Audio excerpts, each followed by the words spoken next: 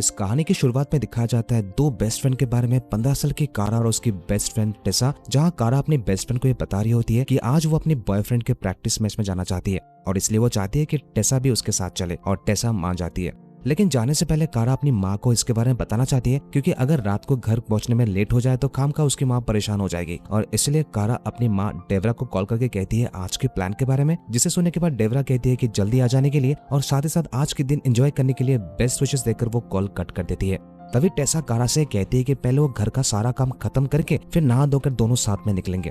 यहाँ कारा अपनी दोस्त की मदद करना चाहती है और टेस कारा से कहती है कि वो आंगन में पौधों को पानी दे, तब तक वो घर का काम खत्म करके नहा धोकर तैयार होकर फिर साथ चलने वाले हैं। जब कारा पौधों को पानी दे रही होती है तभी कारा देखती है कि एक ब्लैक कलर की कार जो कि रास्ते के सामने से चक्कर लगा रहे होता है। फाइनली वो गाड़ी रुक जाती है और उसके अंदर से एक अधेड़ उम्र का आदमी बाहर निकलकर कारा के पास आता है और उससे पूछ रहा होता है क्या उसके पेरेंट्स घर पे है। कारा बताती है कि ये उसके दोस्त की घर है। फिर वो आदमी कारा से पूछता है क्या उसके दोस्त के पेरेंट्स घर पे हैं, जिसके जवाब में कारा बता दिया कि उसके फ्रेंड्स के पेरेंट्स काम पे निकल गए हैं। फिर बातों ही बातों में वो आदमी कारा के करीब आता है और इससे पहले कारा को समझे वो आदमी गन निकलकर सीधा कारा के गले पे पॉइंट कर देता है और कहता है कि अगर उसने शोर मचाने की कोशिश की तो वो उसे यही शूट कर देगा। कारा बिल्कुल समझ नहीं पा रही होती है कि सब कुछ क्या हो रहा होता है और बिल्कुल वही करती है जो उसे बताया जाता है। वो आदमी कारा को अपने कार के पास ले आता है और उसे एक बार फिर से वार्न करता है कि अगर उसने चीखने की कोशिश की तो उसे शूट कर दिया जाएगा, और उसे बताया जाता है कार के अंदर एक बक्से में घुस जाए। और फिर वो आदमी गाड़ी चलाकर वहां से चला जाता है। इसी तरह से दिन दहाड़े कारा किडनैप हो जाती है। जब टिसा अपना काम खत्म करके वो तैयार होकर चलने के लिए बिल्कुल तैयार थी, तभी वो कारा को ढूंढ रही होती है। ढूंढते हुए वो आंगन की तरफ आ जाती है, लेकिन यहाँ पे सिर्फ पाइप दिख रहा होता है और कारा कहीं नहीं थी, जिससे टिसा डरने लगती है और कारा का नाम लेकर वो पुकार रही होती है। दूसरी तरफ वो हरामखोर किडनैपर कारा को एक सुनसान जगह पर लेकर आता है और उसे कहता है कि अब वो उसके हाथ पैर मुंह बांधने वाला है। अगर वो यहाँ से भागने की कोशिश करेगा तो उसे पीछे से शूट कर देगा। वो कहकर वो सामान लेने के लिए चला जाता है। यहाँ कारा के पास पूरा स्कोप होता है कि वो यहाँ से भाग जाए, लेकिन कारा एक समझदार लड़की होती है। उसे पता है कि अगर वो जल्दबाजी करने की कोशिश करेगी तो वो मारी जाएगी, और इसलिए वो चुपचाप कार पे बैठी हुई थी। थोड़ी देर बाद वो किडनैपर आता है और कारा के हाथ पैर मुंह को बांध देता है और कारा से कहता है कि वापस बक्से के अंदर चला जाए। वो बक्से को बंद करता है और गाड़ी लेकर वहां से चला जाता है। कारा की गायब होने से टिसा बिल्कुल टेंशन में आ गई थी और इसलिए वो कारा की माँ डेवरा को कॉल करके बता रही होती है क्या वो अभी भी आकर अपनी बेटी को साथ लेके गई, जिसे सुनने के बाद डेबरा बिल्कुल शॉक हो जाती है और कहती है कि वो ऐसा क्यों करेगी, क्योंकि उसके पास समय नहीं है ऑफिस से बाहर निकलने के लिए। और अभी भी उसकी कारा से बात हुई कि सब मिलकर वो रायन के प्रैक्टिस मैच में जाने वाले हैं। टिसा साफ से बताती है कि उसके घर से कारा गायब हो चुकी है। बातें सुनने के बाद डेवरा की पैरों तले जमीन खिसक जाती है और वो कॉल कट करके वो रायन के नंबर को ढूंढ रहा होता है। वो रायन को कॉल लगाकर पूछती है कि कारा वहां पे है कि नहीं। रायन बताता है कि वो तो टिसा के घर पे है और वो अभी अभी प्रैक्टिस मैच के निकलने वाला है। डेवरा बताती है कि कारा मिसिंग है और वो अभी पुलिस बुला रही है, जिसे सुनने के बाद रायन भी शॉक हो जाता है। सीन शिफ्ट होकर उसी किडनैपर को दिखाया जाता है, जहां हमें देखने को मिलता है कि वो किडनैपर कारा को अपने घर पे लेके आता है और अपने कमरे में ले जाकर उसे बेड पर बैठने के लिए कहता है। यहाँ हमें देखने को मिलता है उसके बेड के ऊपर बहुत सारे ऐसे BDSM वाले सामान थे, जिससे पता चलता है कई लड़कियों को यहाँ लाकर गलत हरकतें कर चुका है। ये सब देखते हुए कारा डर रही होती है। फिर वो किडनैपर कारा को कुछ रूल्स बताता है, जैसे कि उसके पास हमेशा गन रहेगा। अगर उसने किसी तरह की चालाकी करने की कोशिश की तो वो उसे शूट कर देगा। नंबर 2, उसे जो बताया जाएगा वो वही करेगी। नंबर 3, अगर उसे किसी भी चीज चाहिए होगा तो हमेशा उसे परमिशन लेना होगा। नंबर 4, अगर वो किसी भी रूल्स को तोड़ने की कोशिश करेगी तो इसकी भारी कीमत उसे चुकाना पड़ेगा। फिर वो किडनैपर कारा से कुछ जाती सवाल पूछता है, जैसे कि उसके फैमिली में कौन कौन रहता है, उसके पेरेंट्स कब सेपरेटेड हुए हैं, उसके कितने दोस्त हैं, उसके बॉयफ्रेंड के साथ कितने साल से रिलेशनशिप है, वगैरह वगैरह। फिर वो कारा से कहता है लेट जाने के लिए, और यहाँ वो किडनैपर वो सब कुछ करता है जिसके लिए कारा को लेके आया था। कारा ये सब कुछ सह रही होती है। डेवरा अपने पति रॉन को कॉल करके बताता है कि उसकी बेटी के साथ क्या हुआ है और कैसे टिसा के घर से वो गायब हो गई, जिसे सुनने के बाद रॉन अपना सारा काम छोड़कर वो अभी आ रहा होता है। फिर थोड़ी देर बाद पुलिस वाला आता है और पुलिस वाला बचकाने वाला बातें कर रहा होता है। वो कह रहा होता है कि सचमुच अगर उसकी बेटी किडनैप हुई होती तो कुछ शोर शराबा होता। वो पुलिस वाला डेबरा को बता रहा होता है कि रात तक वेट करने के लिए शायद वो आ जाए। ये सब सुनने के बाद डेबरा को गुस्सा आ रहा होता है और वो पुलिस वाले से झगड़ रही होती है। फिर पुलिस वाला कहता है कि वो रिपोर्ट लिख देगा और कुछ कॉप्स लड़की को ढूंढने में लग जाएंगे। पुलिस वाले की ये बात सुनने के बाद टिसा और डेबरा दोनों रो रही होती है, क्योंकि उन्हें कोई अंदाजा नहीं था कि कारा कहाँ होगी। अब तक उस किडनैपर ने कारा के साथ कई बार जबरदस्ती कर चुका होता है, लेकिन अभी भी कारा बिल्कुल भी नहीं टूटी थी। वो बहुत ही स्ट्रॉन्ग लड़की थी। इसके साथ ही वो प्लान कर रही होती है कि अगर वो यहाँ से निकलना चाहती है तो उसे बहुत ही सोच समझ कर फैसला लेना होगा, क्योंकि उसके एक गलत कदम से वो किडनैपर अलर्ट हो जाएगा, जो उसके लिए सही नहीं होगा। कारा पास के रूम में देखती है कि बहुत सारे बर्ड्स एक केज में है। कारा उस किडनैपर से परमिशन मांगती है कि क्या उसके बर्ड्स को देख सकता है। वो किडनैपर उसे परमिट कर देता है। यहाँ कारा उन सारे बर्ड्स को देखकर उसे अच्छा लग रहा होता है। तभी वो किडनैपर उसके पास आकर कहता है कि उसके फेवरेट कौन है। कारा बताती है पैराकिट। इसके साथ ही कारा भी उस किडनैपर से पूछती है कि उसका फेवरेट कौन है। इसका जवाब भी दे देता है। धीरे धीरे कारा उस किडनैपर से ऐसे कई सवाल पूछने लगता है उसके पर्सनल लाइफ से, जिसे वो बता रहा होता है कि वो पहले नेवी में हुआ करता था। 9 साल नेवी में जॉब करने के बाद उसे ऑनरेबली डिस्चार्ज कर दिया गया है। इसके साथ ही अलग अलग उसके पर्सनल लाइफ के बारे में वो बता रहा होता है। उसे पता भी नहीं था कि कारा की ये चाल थी जिससे वो उसकी सारी इन्फॉर्मेशन निकाल रही होती है। इसके बाद वो किडनैपर कारा से कहता है कि वो उसे छोड़ देगा जब उसका उससे काम हो जाएगा। इसके साथ ही वो बताता है कि अगर वो बाहर जाकर पुलिस में कंप्लेन करने की कोशिश करेगी तो इससे उसका रेपुटेशन खराब होगा, क्योंकि वो हमेशा से वही लड़की रहेगी जिसके साथ ये सब कुछ हुआ है। इससे उसे कोई फर्क नहीं पड़ेगा। ये सब कारा बिल्कुल शांत से सुन रही होती है और कोई भी जवाब नहीं दे रही होती है। उसी रात कारा देखती है कि वो किडनैपर जब बर्ड्स को खाना खिला रहा होता है तभी वो एक बॉक्स को निकालकर कुछ देख रहा होता है। जैसे किडनैपर को पता चलता है कि कारा उस बॉक्स को देख रहा है, वो उसे अंदर ढकेल कर वो बंदूक निकालकर कारा से कहता है कि अब सोने का समय हो चुका है। वो कारा से कहता है कि सोने से पहले वो उसके हाथ पैर बांध कर रखेगा ताकि मौका मिलते वो यहाँ से भाग ना जाए, और वो बिल्कुल ऐसा ही करता है। वो किडनैपर कारा को पूरी तरह से बांध देता है और उसके पास में जाकर वो सो जाता है। अब तक 12 घंटे से ऊपर हो चुके होते हैं और कारा का कहीं पता नहीं चल रहा होता है, जिससे डेबरा पूरी तरह से टेंशन में आ चुकी होती है। डेबरा मजबूर होकर शहर के चीफ शेरिफ से वो जाकर बात करती है और पता करने की कोशिश करती है कि उनकी टीम क्या कर रही है, जिसके जवाब में शेरिफ बता रहा होता है कि उनकी टीम पूरी तरह से कोशिश कर रही है कारा को ढूंढने के लिए। अगर किसी भी तरह का कोई भी इन्फॉर्मेशन मिलता है तो फौरन उन्हें बता दिया जाएगा। जब अगले सुबह कारा जगती है तो वो देख रही होती है कि वो किडनैपर दूसरी तरफ मुंह करके वो खराटे मारकर सो रहा होता है, मतलब वो गहरी नींद में था। अब कारा के पास यही मौका था यहाँ से भागने के लिए, क्योंकि उसे दूसरा मौका नहीं मिलेगा।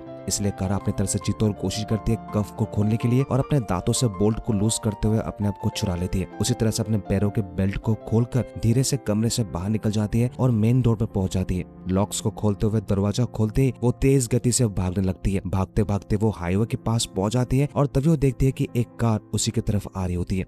कारा वेव करके वो गाड़ी को रोकती है और रिक्वेस्ट करती है क्या उन्हें वो पुलिस स्टेशन छोड़ देगी, क्योंकि वो बताती है कि वो किडनैप हो गई थी और वो किसी तरह से भागने में कामयाब हो गई है। गाड़ी चलाने वाला कारा की इस हालत को देखकर समझ जाता है और अपने साथ गाड़ी में बिठा लेता है, और इसी तरह से कारा उस किडनैपर के चंगुल से भागने में कामयाब हो जाती है। फाइनली कारा पुलिस स्टेशन पहुंचने में कामयाब हो जाती है और यहाँ पहुंचने के बाद कारा को पता चलता है कि ये दूसरा शहर है जिससे वो अनजान थी, क्योंकि वो किडनैपर कारा को किडनैप करके एक दूसरे शहर में लेके आया था।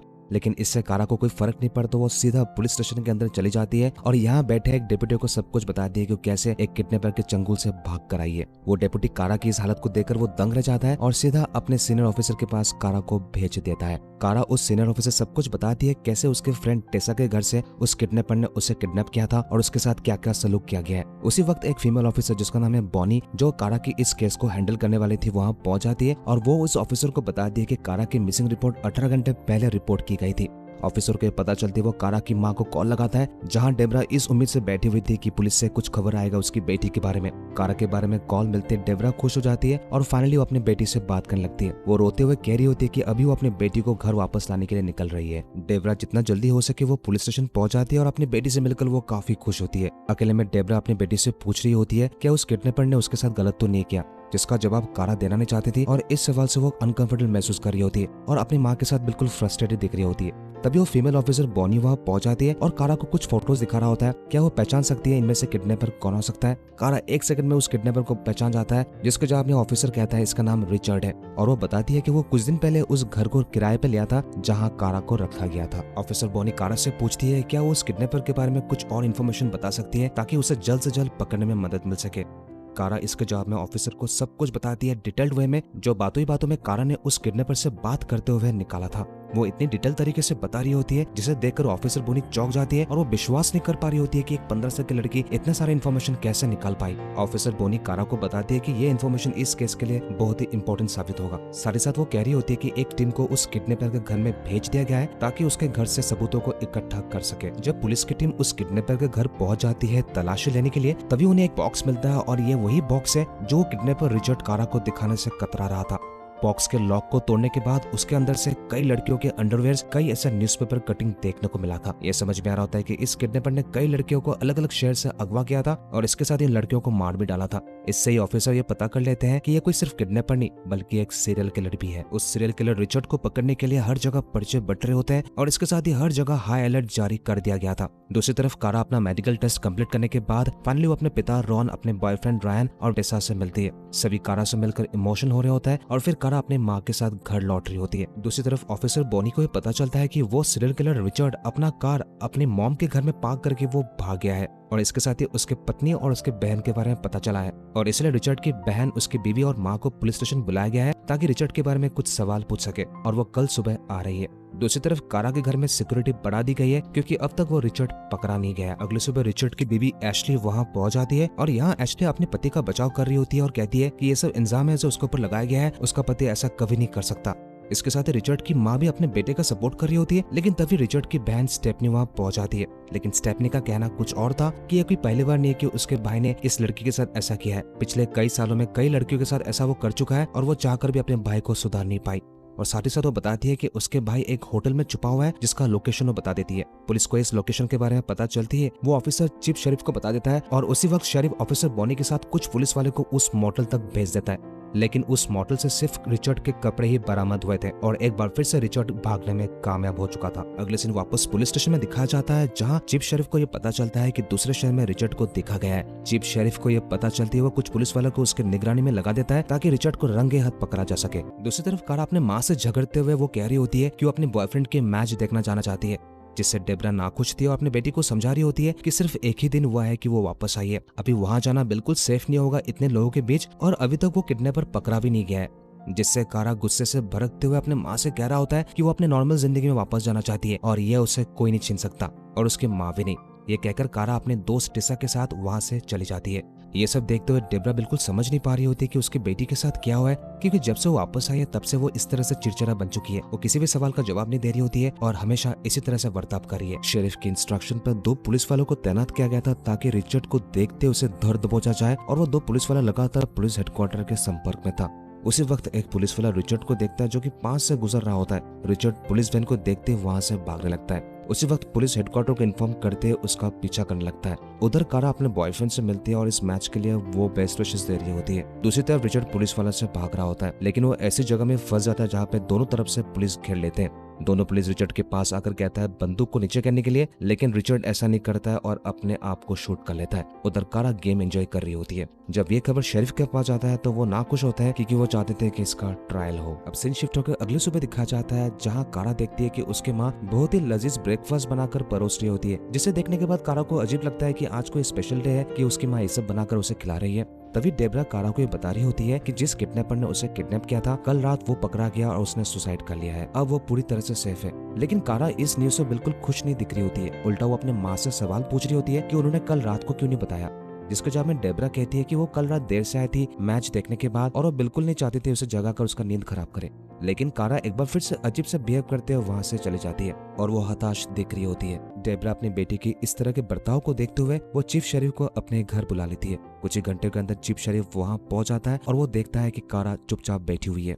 कारा के सामने आते ही इससे पहले कारा उसे सवाल पूछे, चीफ शेरिफ कारा से माफी मांग लेता है। वो बता रहा होता है कि उस किडनैपर के साथ जो कुछ भी हुआ है उसके बारे में जानने का पहला हक कारा को था, लेकिन अफसोस ऐसा नहीं हो पाया, जिस वजह से वो शर्मिंदा है और इसके लिए वो माफी मांगता है। फिर वो कारा के पास ये पूछता है कि असल वजह क्या है जिस वजह से वो गुस्सा है, जहाँ कारा रोते हुए बताती है कि वो गुस्सा है उस किडनैपर के ऊपर, क्योंकि उसके साथ जो कुछ भी हुआ है वो चाहती थी कि इसका इंसाफ मिले। वो चाहती थी कि ट्रायल हो जहां वो कोर्ट में जाकर उसके आंखों में देखकर वो बताए कि उसने उसके साथ क्या किया है। वो चाहती थी कि वो उसे अक्यूज साबित करते हुए उसे 100 साल तक जेल भेजे और वहां वो उसे तड़पते हुए देखना चाहती थी, लेकिन अफसोस ऐसा नहीं हो पाएगा और जिस वजह से वो अपने माँ के साथ भी गलत बिहेव किया है जो कि बिल्कुल सही नहीं था। इसके बाद कारा शेरिफ से पूछता है कि अब जब ट्रायल नहीं होगा इसका मतलब वो अपनी कहानी को अपने माता पिता, दोस्त और बॉयफ्रेंड के सामने नहीं बता पाएगी, मतलब किसी को पता ही नहीं चलेगा उसके साथ असल में क्या हुआ था। शेरिफ बताता है नहीं।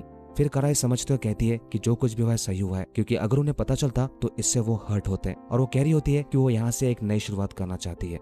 जिसके जवाब में शेरिफ कारा से कह रहा होता है कि वो एक हीरो है, जिस बहादुरी से वो अपने आप को बचाते हुए उस किडनैपर के चंगुल से वो भाग के आई है, ऐसा कोई करने में सोच ही नहीं सकता, क्योंकि वो किडनैपर उसे मार सकता था, जैसे कि उसने पिछले 3 लड़कियों के साथ किया है, लेकिन कारा ने अपने आप को बचाया है।